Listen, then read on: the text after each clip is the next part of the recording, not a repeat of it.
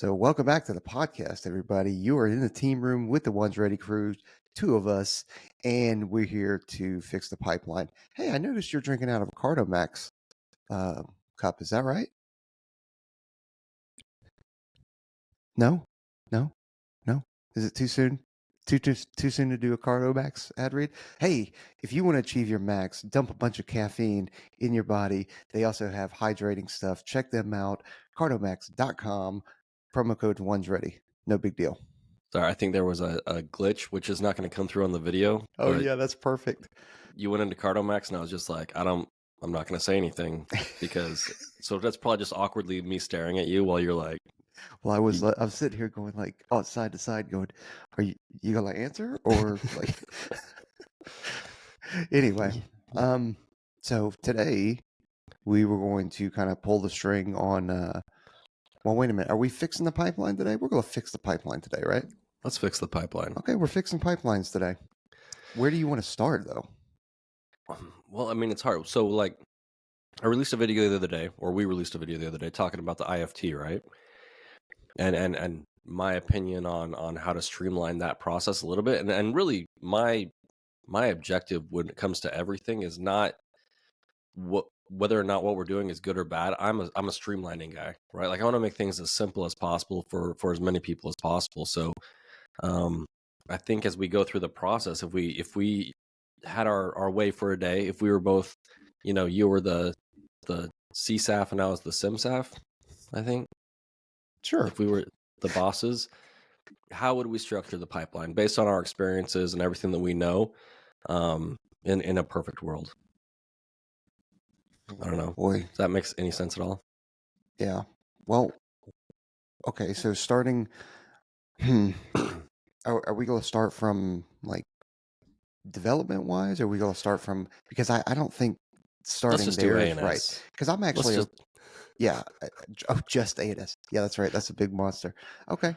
Well, ANS is like the crux, right? Like, so like I was thinking about this the other day. If I went in and made a video of like, hey, this is what I think SWIC should be, the candidate course, it doesn't like SWIC is based on ANS, right? And everything that comes along the rest of the pipeline. And then development is based on SWIC and the IFT and all these other things. And so really the crux of everything, now that dive school is maybe yes, maybe no, depending on which way you go during the SWOV shred out. ANS will drive all the changes to everything else, in my opinion. Okay. No, so I'm game for that. You have more. I mean, I've actually gone, I think, twice now and seen ANS at different portions, but it's still been a little while since I've seen it. And I know that it changes every class. I mean, it's a living, breathing course. I think they're getting a lot more consistent about it. Like I think they know what they're doing now. And so here's one of my problems with talking about this, right? Is like I know a lot of the guys down there working, and I'm not saying that they're running a bad course. Like they're doing a good job, and I think we're getting quality candidates out of it. It's just not the way that I would do it. You know what I mean? Okay. And we could always use Chief Petrus back down here. As soon as you get on the pool deck, he takes his blouse off, starts flexing for the students. What, show my gut? Is that what you want me to do? No, you're showing your guns, man. Like, that's why I leave my blouse on. Right. I don't want to be embarrassed. So, all right. So what? No, I would agree with you. The folks, the instructors are down there doing a kick-ass job. Before I left Tutu, I was happy with the product and the dudes that we were getting. They were professional. They were in shape. They were seemed like they were ready to go. They were definitely eager to learn and integrated very well. So I have a very small pool that I'm kind of drawing that conclusion from, but for the most part, I was happy with what. Damn it! I was happy with what we were getting. I was sitting here trying to talk and I still can't get rid of this cough. Don't cough! Don't cough! Don't cough! Exactly. So what part would you kind of jump in and change? Because I agree, they are under, like, I feel for the cadre just in the way that they are under a microscope all the time. All these people, to include us, are outsiders, and we're just like, hey, saying stuff. And I want to be clear, we are not casting judgment on them. We are not, saying that they're doing a bad job. In fact, I think they're doing a fantastic job. They're running a hell of a program out there. Yeah, it's just everybody cares, right? It's the best and worst thing about our community is everybody's is very invested. But like to talk about what I would do, I think it's helpful to go back in time, right? And talk about the way things used to be. So like we used to have NDOC Hmm. for the pararescue folks. And I mean, way back it was for pararescue and combat control, but I'm not going to go that far back. One of the things that a lot of folks would do before they joined is try to hit NDOC grad standards before they joined to give them a better chance for success. And that's and understand like the PT tests are like, I don't know, 5% of what happens in the pipeline, Yeah. not even 5% of what happens in the pipeline, right? But you know that like that portion, that graded portion, like at one point in your life you've hit that before, and that way it gives you like that space to deal with everything else. But like all the standards were pretty well known of what you're going to do during NDOC, and the same was for combat control and SAUT when we joined the pipeline as well. The selection course was not that difficult; it was only 2 weeks. But like as you went through the pipeline, things got harder, and there were published standards for your PT tests as you went along, all the way through combat control school or whatever it was called for SAUT out there at Pope. Right. And I think one of the things that happened is when we found this new, I mean, I was there, I was part of this process a little bit, although they didn't let me play with ANS very much, is we started, we got a hold of this idea that not every candidate we should select just because they pass the physical standards. And not every candidate that just barely fails physical standards should we get rid of. And I agree with that, but I think we threw the baby out with the bathwater with the new system that we're running. Okay. I have a feeling like you're alluding to the assessment and selection of an individual, and you're a number versus, okay, because when I was at NDOC, we operated and functioned as a team, as a single entity. Sure, there were times, eval day, yeah, you're on your own. Yep. You need to run said, you need to do all the pull-ups, push-ups, and everything like that. That's on you. But all the way up until that eval, the pool setup, making sure the areas are clean, and being places on time, all that was a team event, not an individual event. Is that kind of where you're getting at? Is that we've gone too much in that direction? Well, I mean, I think we've gone too far in the character traits and all this other stuff that's beyond the published standards of what we need to do. Like so, like to me, there was a triangle that was like a 5% block off the top was missing, right? And we've all met those people that graduated NDOC or whatever, when all their teammates are like, I don't want this dude on team, but he's a physical monstrosity, and technically he passed everything, so we're gonna pass him. Well, the entire team was like, if we could get rid of this dude, we would. Yeah. You know what I mean? And then there was the guy that on his final eval, like they just couldn't get him that last Failed by pull up. 2 seconds. Yeah, or whatever. And we saw that all the time because like every once in a while, like when the guy that was running NDOC when I was down at the selection course, he would almost never send pararescue candidates over to be SAUT or combat control, right? Like he was like, no, if you fail here, like you're out. But every once in a while, there was like that one candidate that he'd be like, I cannot put you back into my course again. But we'd get that phone call and he'd be like, hey, this guy's interested in one of your career fields. I'm going to send him over. And we knew what we were getting at that point. We like, this guy just needs more time.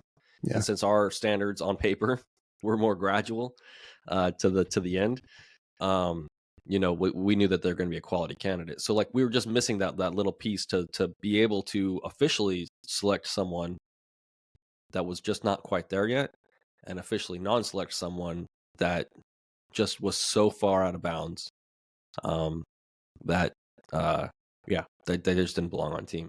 But yeah, we took that part of the process and made it like the 95% solution, and like then we got rid of published standards and all these other things. And I think it's kind of a foul, especially for the folks that are outside looking in. Like, what standard are they training for besides the IFT and the OFT? You know what I mean? Like if they did want to exceed the standard and go for, said unsaid grad standards, what are they shooting for? Instead of right now, they're kind of shooting for the minimums. Yeah, well, I mean, they're shooting for an unknown. at ANS, right? Like, and I'm not saying like when you were going through the pipeline before, like there's a lot of unknowns of what you're going to be doing and how hard your days are going to be. But I just think that confidence of knowing like, hey, I'm already hitting grad standards for my selection course before I even walk in the door does a lot for a candidate. Oh yeah. And give them something to shoot for, right? Now, I got to push back a little bit because I think that, and we've talked about it before, we've seen it in the Discord and early on when we first started, was everybody was looking for grad standards and they're like, I'm not ready, I'm not going in until I'm at grad standards. It's like, dude, you may never be at grad standards until you are living it and Yep. you're surrounded by it and you're grinding every day instead of, hey, I'm working out for 2 hours a day and going to work or going to school. Like, when you are in the pipeline, you are immersed in it. You are constantly living it. That can get you to what those grad standards were. Yeah. It could also break you down too, but Yeah. But also, I just, to me, it's like it was a much more simple process back in the day, right? Like these are the tests that you're going to do. This is what you're doing every day of the week. And then if you meet these numbers, you're in. You know what I mean? Like if you, survive and you don't drown and you don't pop and, like you don't do X, Y, and Z, like, and you graduate, like that's it. Like it was very black and white or more black and white before. And now it's like, what are the standards at ANS? Does anybody know? no, I don't know. And, and so okay, so even if there were standards, right? And maybe Mm-hmm. there are, maybe there aren't. I don't know. It's the I almost equate it to, and I'm not saying I'm for this, but there is some aspect of this that is good, is that unknown distance ruck, that unknown distance run is, I don't know, but you just better put out the entire time and not quit. And if we do the run by the Swick building, and at the end of 6 miles, and you think that we're done, you better be prepared for another 6 and not Yeah. quit. And you don't know that that's coming. There's something to be said for that, getting put through that and executing through that and seeing how someone's going to act. Yeah, no, and I think the pipeline is always going to have stuff like that, right? I think it wouldn't be a fair assessment of somebody if it didn't have that. I think I keep equating the standards to like the simpler process. Like we have like the staff at ANS and all these other things, and granted, where I sat before as a functional, like I'm very concerned with like manpower on the cadre side and all this other stuff and how much time it takes to do everything. And like I can't let go of the fact that we used to do the same type of thing with fewer people, and we didn't have to have like as many psych docs and as many contractors. And I love the contractors and I love every, like I have like relationships with a lot of these people, but I'm like, it doesn't, I think we're overcomplicating the process for an entry level person into the career field. And especially when there's still an entire pipeline ahead of them, like room to grow. And I know that they take a lot of like risk with a bunch of these candidates, but I think it would make a lot more sense to a lot more people if you could show on paper, like, this was the standard that everybody knows, and this person missed the standard by 1, and we picked them up anyway because of the peer eval and what the instructor said. Like that's kind of how it used to work back in the day anyway. And then this is the one person but this is the one that we had a much harder time with. This one person we didn't pick up. Why? Because peer evals and instructors said they're a terrible human, and like we just don't see them making it to the end, or we don't want to risk the rest of the team by leaving them with the team for the rest of the pipeline. But like really it should be like a onesie twosie thing, not this weird you know very vague process that they go through. And I know like we've sat down with them and they talk it through, and it's a very like, it's like complicated. There's a lot of stuff that goes into it, and it's like double blind. Like they're not picking people based on who, they don't know who the candidates are. It's just all these metrics on the screen, and it's impressive. I just think it's too impressive. It's a monster. It really is, and it's there's a lot of work and a lot of thought that goes into the scheduling and building of an ANS class. Like it is, sitting down with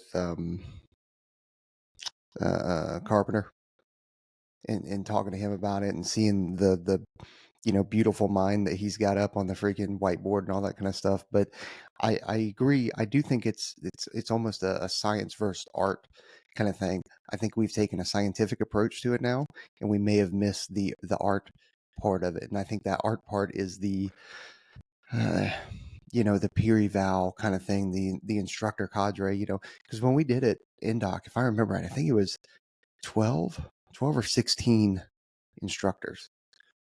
Like, Yeah. and that was it. There was, maybe some special warfare mission support, which were combat mission support back then, but and it was all PJs and controllers. I'm just speaking for NDoc, right?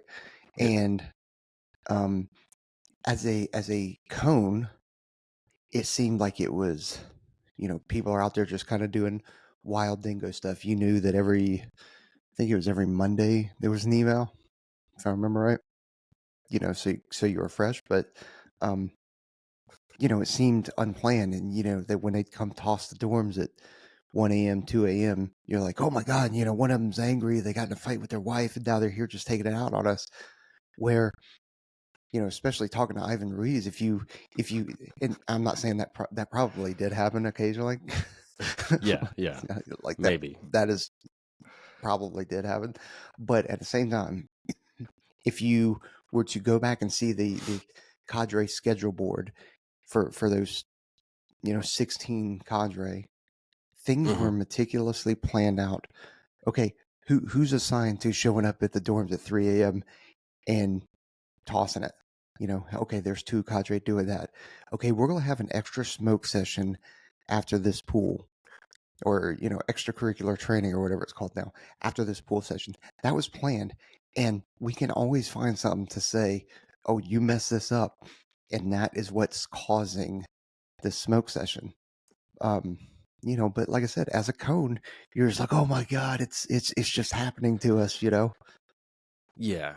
Yeah, and it seems like chaos, I think, to students, but like it's amazing how planned out all these things always have been, coming at it from the other side. And I think one of the things you mentioned, and maybe this is where my biggest gripe is, and this is the active duty folks. I feel like maybe I just feel like we're cheating our active duty folks by not giving them like more say in what happens. You know what I mean? Like ANS is awesome, but it's a bunch of contractors. There's not really that many active duty folks over there. Just like, so we just don't have that many people. But it's just like, hey, like if all my Braywares over here, minus maybe with the 2 new guys to the cadre team, but if they're all saying like we shouldn't pick this guy up for team, like why wouldn't we trust them? You know what I mean? Like Yeah. I just I feel like, and I know this is me with feelings today. Like why wouldn't we give our active duty folks the chance to develop themselves to have that say in the career field? Like if you've seen like 6 classes go through, like you kind of know what's what, and like take their advice, like they know what they're doing based on the peer evals and what the cadre think. They see these folks every single day in like the worst environment imaginable. Like they know who's going to be good and who's not going to be good. And I just think we've gotten away from that. And maybe that's my biggest gripe about it. Well, I think that's because it's you run the risk of, there's a personal bias. I don't like what that, I don't like what that person looks like, or I don't like where that person's from, or some kind of stupid bullshit like that. Whereas there's always going to be bias, but guess what? If you have people on the team, you have cadre members saying like, look, I saw this freaking turd doing X, Y, and Z, like, when no one's looking, of course he's doing that, because he doesn't have the discipline, and doesn't, think that when no one's looking, he's going to do this. Yeah, that's why we should bounce this dude freaking immediately. Yeah. Yeah. I don't know. I can see both sides of it too, right? Because there is a tendency for, this is going to go back to what we always talk about. There's a tendency for people to drift, right? Like the pipelines got harder and harder over time, depending on who you asked. right? Like the stuff outside of the published standards seemed to get harder as people came back through the pipeline because we're emotional creatures and everybody remembers the worst day in the pipeline. And if you're not, if you don't have strong leadership over the cadre, then they will, or they have been known to devolve into it just being much harder than it needs to be, and not knowing the purpose for why they're doing everything that they're doing. Yeah. So You've maybe got it's to a have a leadership strong problem. personality. So, to grab the cadre, by the collar and keep track of them and keep them on task. Because you're right, and I'm not saying that they go off and do their own thing, but you're right, man. We really do remember the worst day of the pipeline, and they were like, "Oh yeah, Cones, you're gonna feel that. You're gonna feel it today." And then the next day happens, and the next day happens, and it really does. It spirals, and then you know. But in reality, those cadre probably, when I went through, if I were to go back through like as a fly on the wall on sea, I would probably realize that it wasn't that bad. Yeah. You know, my mind made it that way because I was in the trenches. It was happening to me. It was just, oh my God, and to take my age into account too. I'm a young dude. Never left home kind of thing, and man, it's terrible. It's the worst day of my life every single day. Yeah. Probably not And that bad actually. And it's kind of like that meme where you're like, cadre hate me. And like behind closed doors, they're like, I don't think about you at all. Yeah. Like the amount of personal attention you got was probably way less than, than what it felt like. Yeah. But I think one of those things is we neglect the training command as a community sometimes. And it's so like I'm a unique situation where I spent so much time on the training side because I'm a terrible team guy. But there is an art to it, right? And so like if you don't have that strong like senior NCO leadership to explain what you're doing, why you're doing it, and to keep everybody in line, I think that's the problem. But like if leadership is not willing to like hold the cadre accountable, I think we've replaced the human element with these processes. And I think really, like I was saying before, like that's what bothers me, is it's so process oriented. It's so many outside influences doing what they do during ANS. It's so in the dark. Um, and I just think, you put 10, 15 beret wearers down there with a strong leadership team, and they could do the exact same thing for a lot less money and be a lot more open about what's going on. Yeah, we have hmm, yeah, it's I'm uh I'm trying to buy time because I had something really good and then I'm lost it. So I'm trying to. So while we're doing that, let's let's talk about 18 Alpha Fitness and their programs.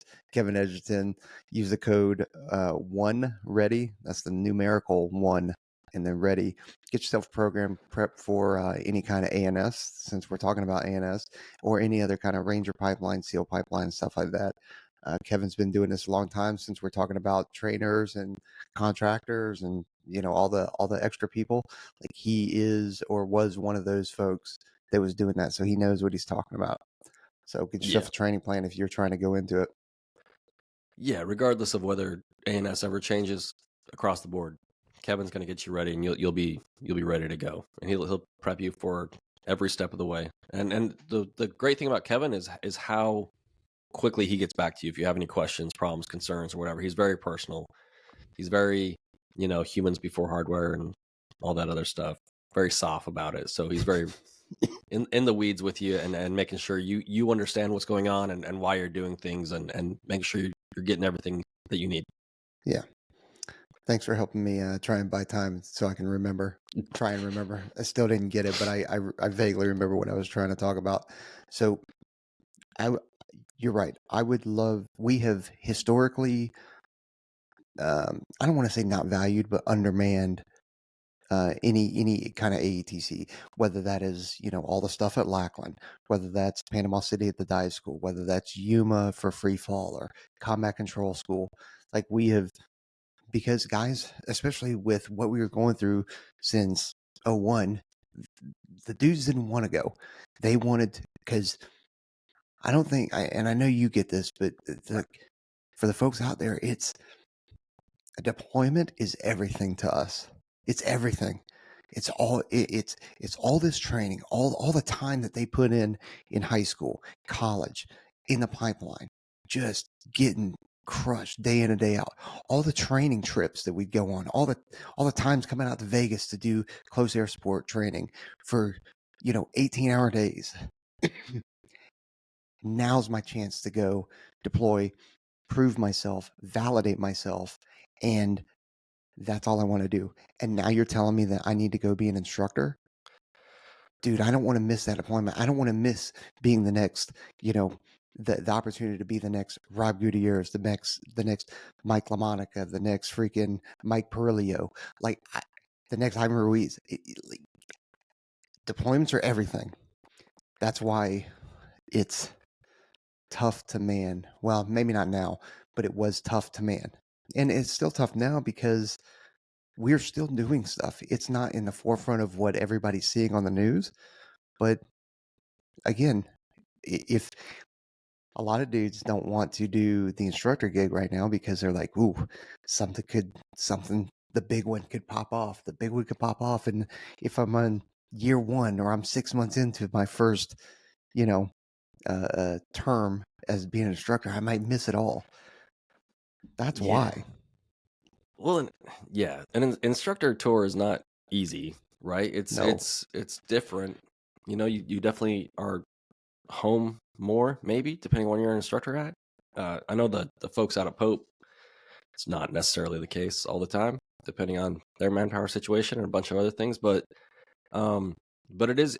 I think the hardest thing about being an instructor is when stuff pops off, and you're just like, so I'm just gonna go run the flight line again with these chuckleheads. Well, you know. But on the other side of that, you've got it as an active duty dude going back and being an instructor. You've got to understand that you are shaping the next generation of PJ, CCT, TACP, SR that are coming into the pipeline.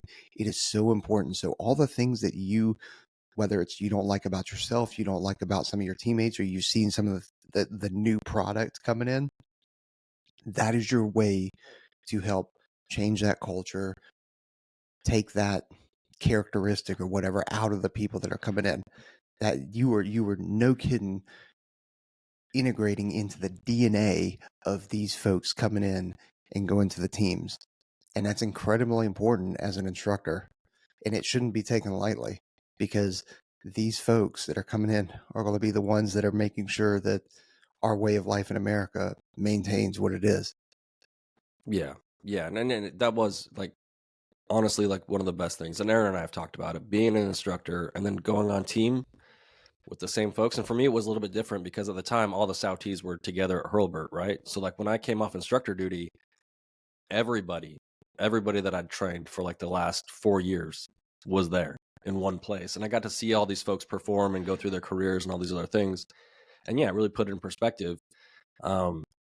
So I just think, like, my first instructor tour, I had a lot more say over what happened for our folks as a staff sergeant than I think our folks get say in the initial processes of how we do this.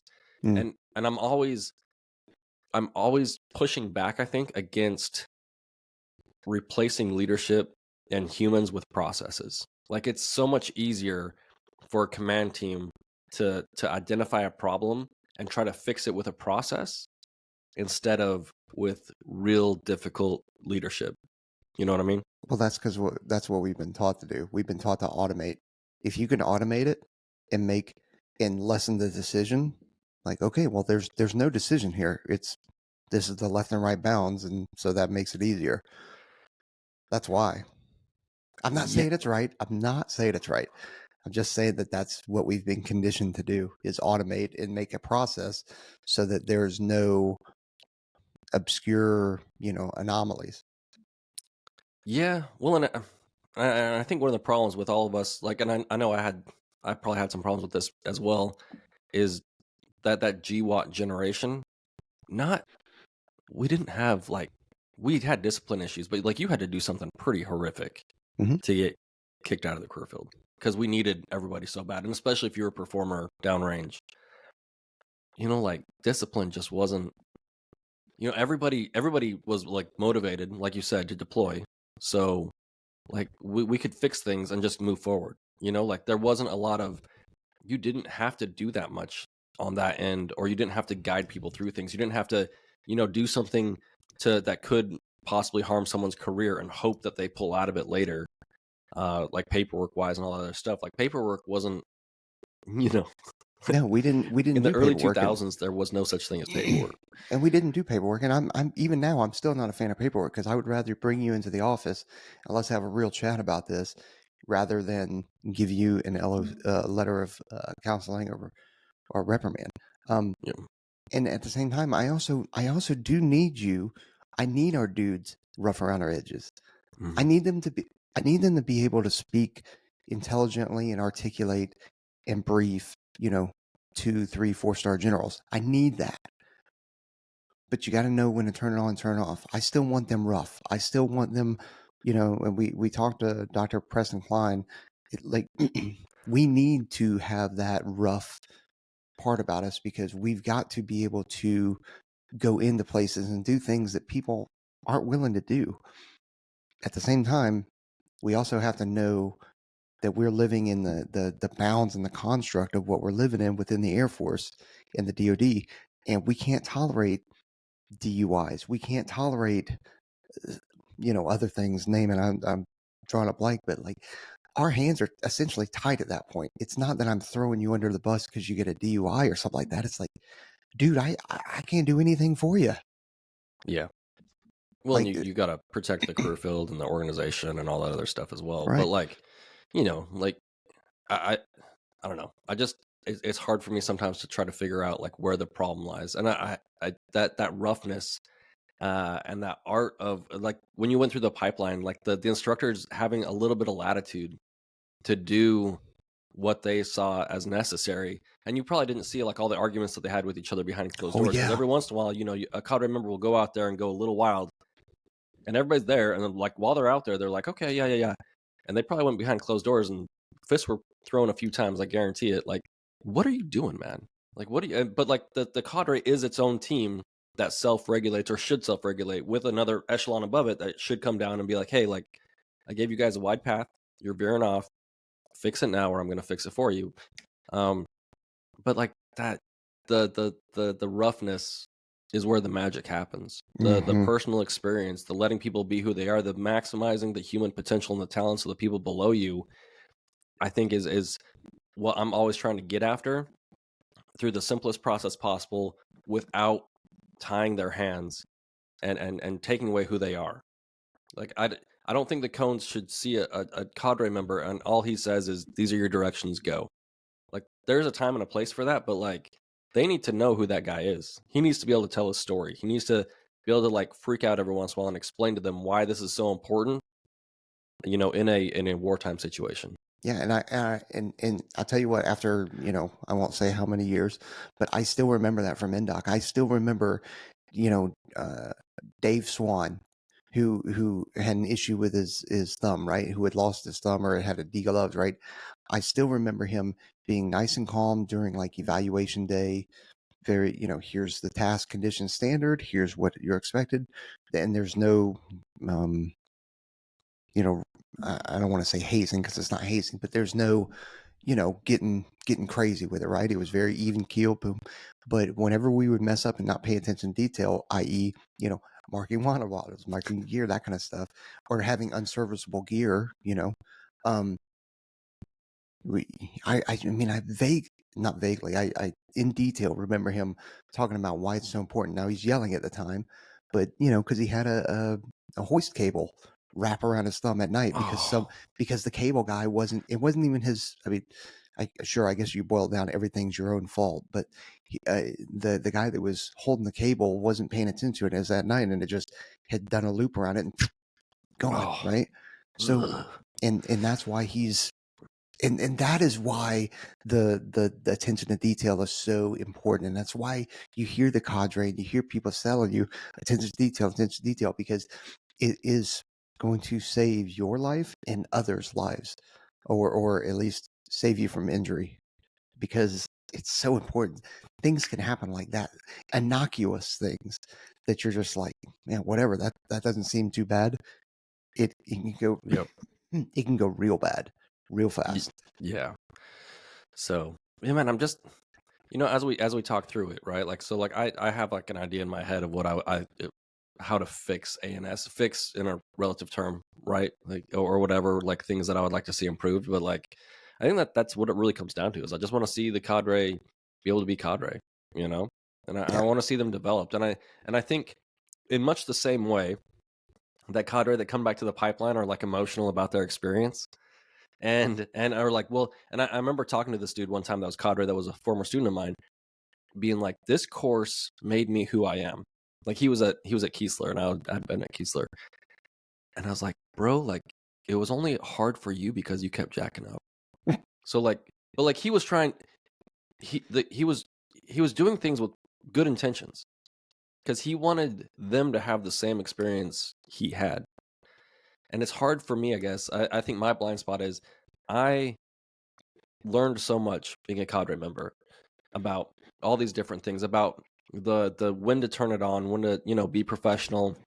Had guys like Jake Chandler really show me the way of that line on where to be, and like, no, this is what's on paper, this is what we're doing, but we're still going to get these folks to where they need to be to move on to the next course. And how much growth I experienced during those years, and how much I was able to like kind of move around and do what I needed to do, and then go back on team with those guys and see them deploy with them, and all these other things. It's difficult for me to see the current way that we're doing things and to not, feel a certain way about it. Well, it's because we're emotionally invested in this. We care about it because we care about the community. We care about the future of the community, and we are using our real life experiences. Like, this isn't coming back. This isn't going, well, I experienced this during Indoc, so you're going to experience this during ANS. It is, listen, dude, on the mountains in Afghanistan, the streets in Mosul, the whatever, off the coast of Africa. These are what I experienced, and I know what I wish I know what I wish I had known before doing this, and I need to impart that knowledge and that experience onto you now and test you now here in a controlled environment versus out there. Yep. Like, the coldest I was ever was not in the pipeline. It was for sure operationally. Dude, I'm getting chills right now just thinking about it. Like, so, if you think that the hardest part of the pipeline or the hardest part of your career is going to be the pipeline, you were likely mistaken. Yeah, okay. Yeah. I'm not doing, I mean, I haven't had to do real world buddy breathing or anything like that, because Yeah. tanks run out or anything or something gets fouled. But, there have been times where it's like, dude, this is freaking scary. Dude, well, yeah. I mean, that is funny. Like people were talking about like with dive being removed now. Like, well, why even do water stuff? And we always talk about like the same thing. Like I remember the first time being under a 53, so that's how long ago it was, doing like hoist operations, and you're like, oh, like this This is is why. this is awful. Like it doesn't, like everybody, like, and there's like like a what do they call that?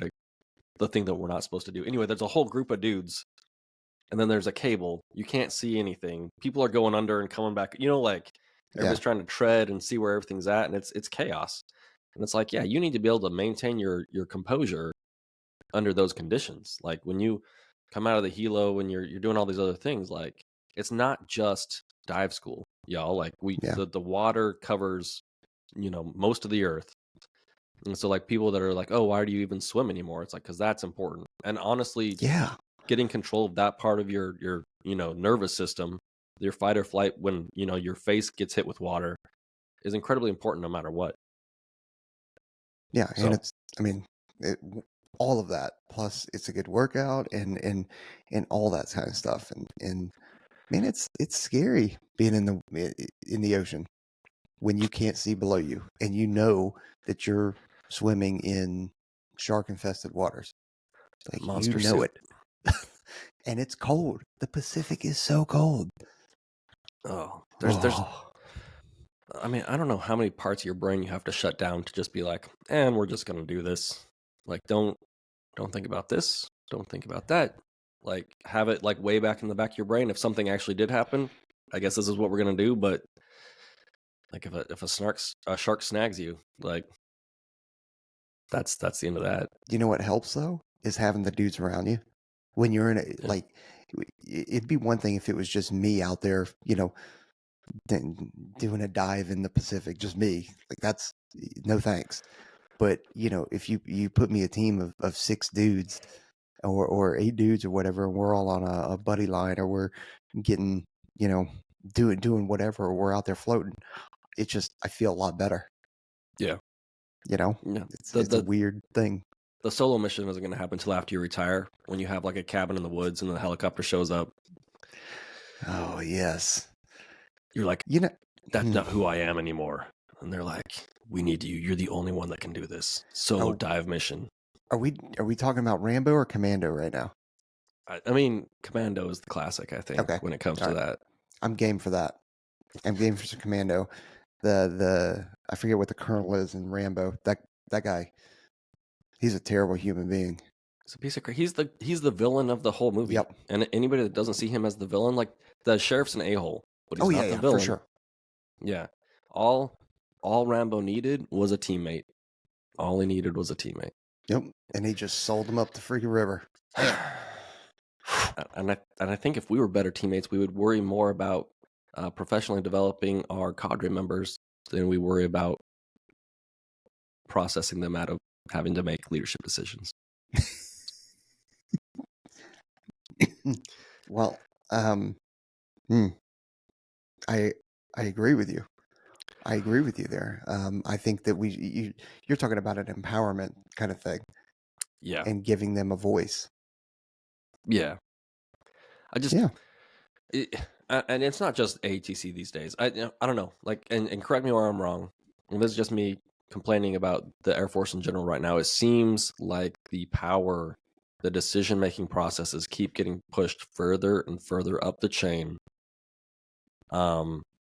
And fewer people are willing to take risk the Yes. further down you go. And if you don't take risk, then you're only going to get vanilla, like that's all you're going to get. You're not going to, there's no magic in a no risk situation. And the community is like, we thrive on that. We thrive on that roughness. We thrive on the risk taking. Like that's what we exist for. And like, otherwise we're just Air Force operations, like why do we exist if we don't take risks? 100% agree. And I want to clarify, we complain about the Air Force and we complain about the community because we care about it. Yeah, That is why. yeah. Like but no, you're right. There has been a drask. Drask? So like Dude, a Marvel okay. character, or Yeah, okay. There's been a large shift in risk aversion.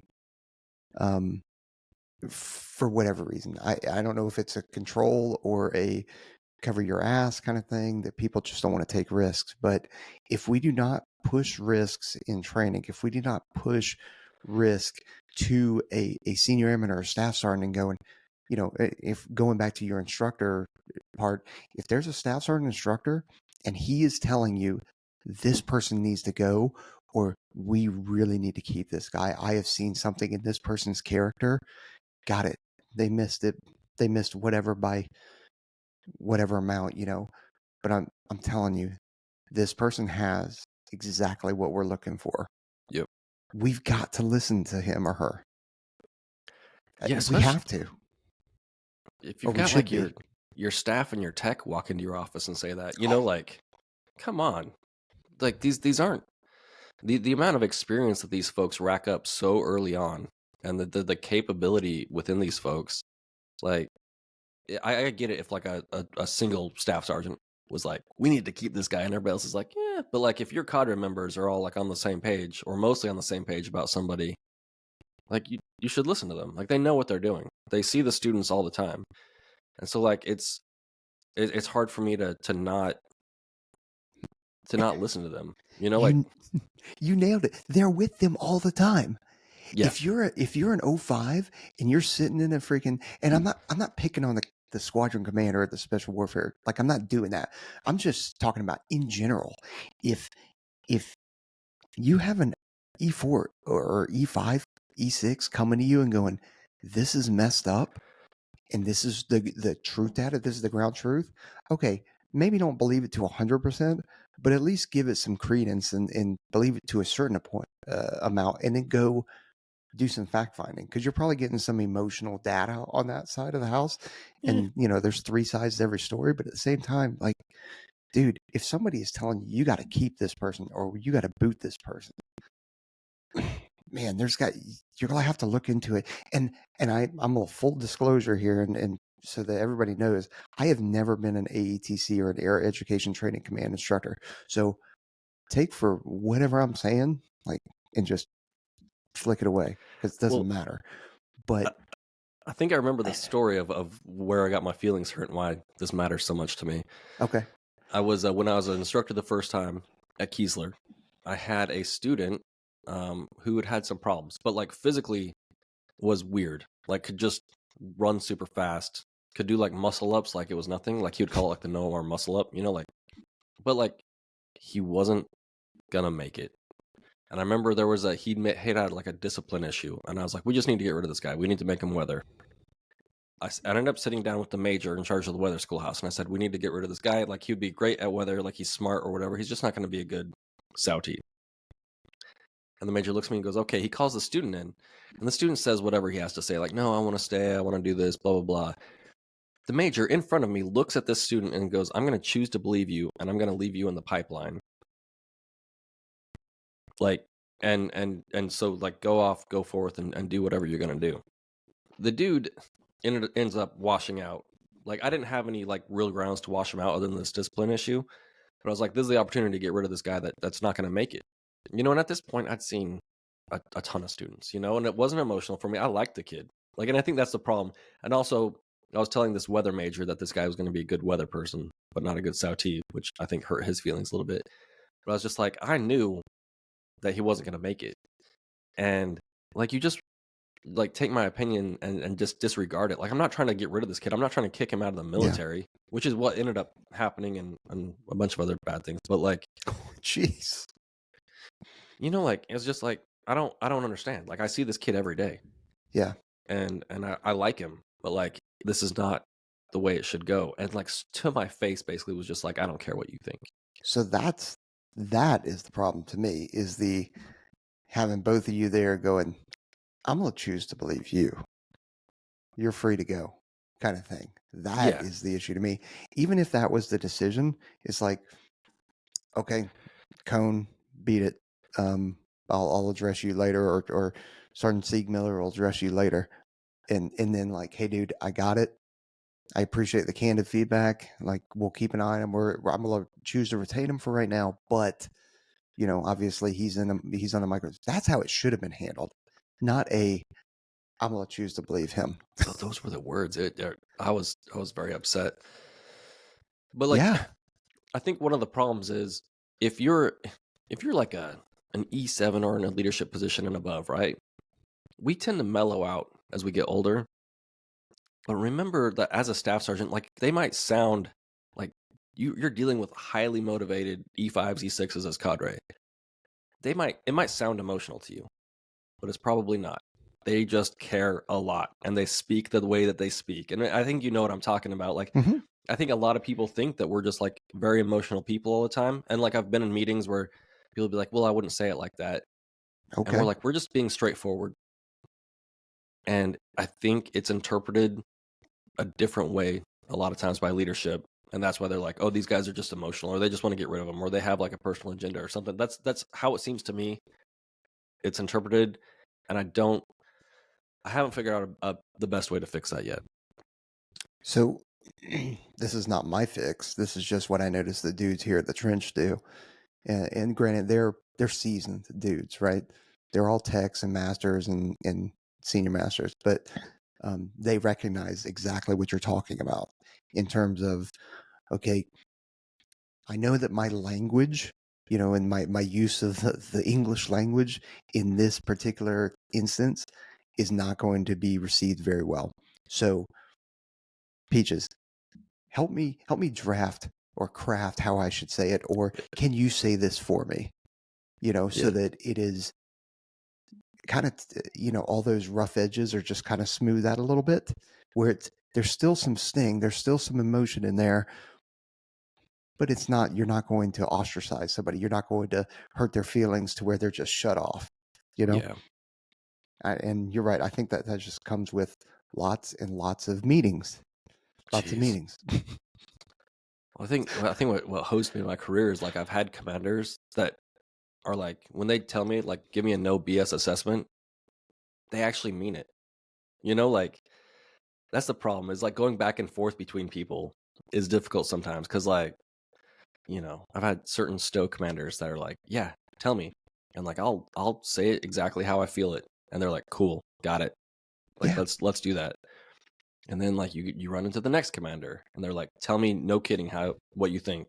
And you tell them no kidding how you think, and they're like, whoa, easy, buddy. What is wrong? Like obviously, like how about a few less F-bombs? How about that? You seem way too close to this problem. You're like, I'm in the problem, man. I'm in the problem.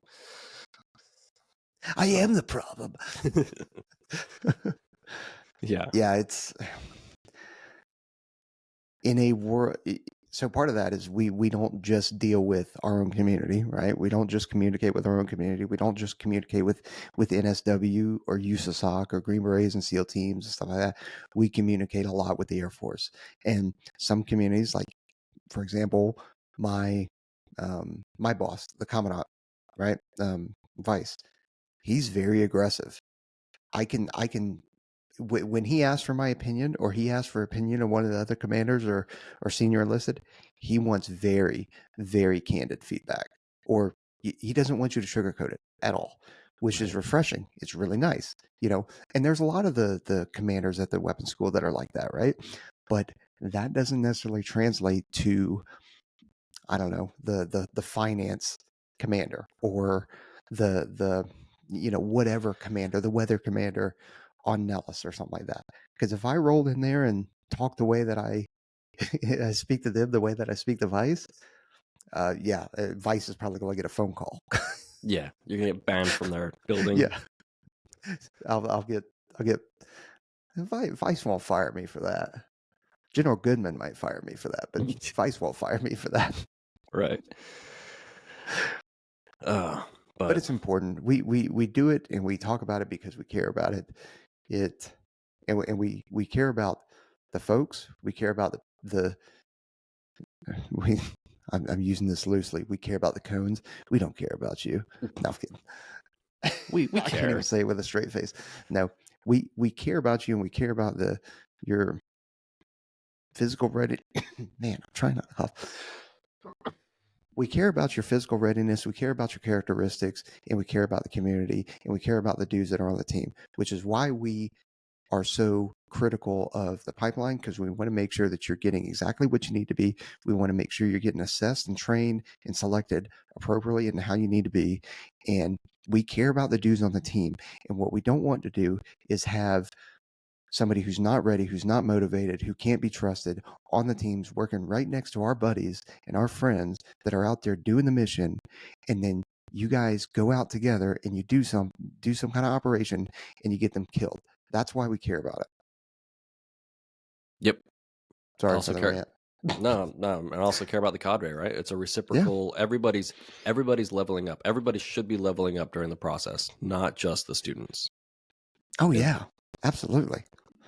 But the thing that I would do is I would focus on hydration. So drinkhoist.com, get you some hydration. They've got lots of packets. They've got the ready to drink, and they got the black cherry flavor, which is unreal. Dude, my family found my stash of black cherry the other day, and it gone. Ain't going, dude. That by far my favorite flavor now. So drink. Sorry, Hoist, for coughing during your ad read. Drinkhoist.com. Use the promo code One's Ready, and then obviously go over to onesready.com. Check out our merch. Check out our flags, our shirts, our hoodies, our hats. This one right here. You can get over there.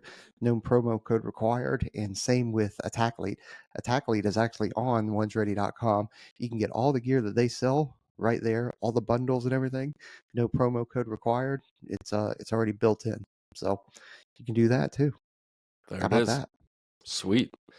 I think that's it. I think the only thing we have left to say is, in the words of the great Ivan Ruiz, make NDOT great again.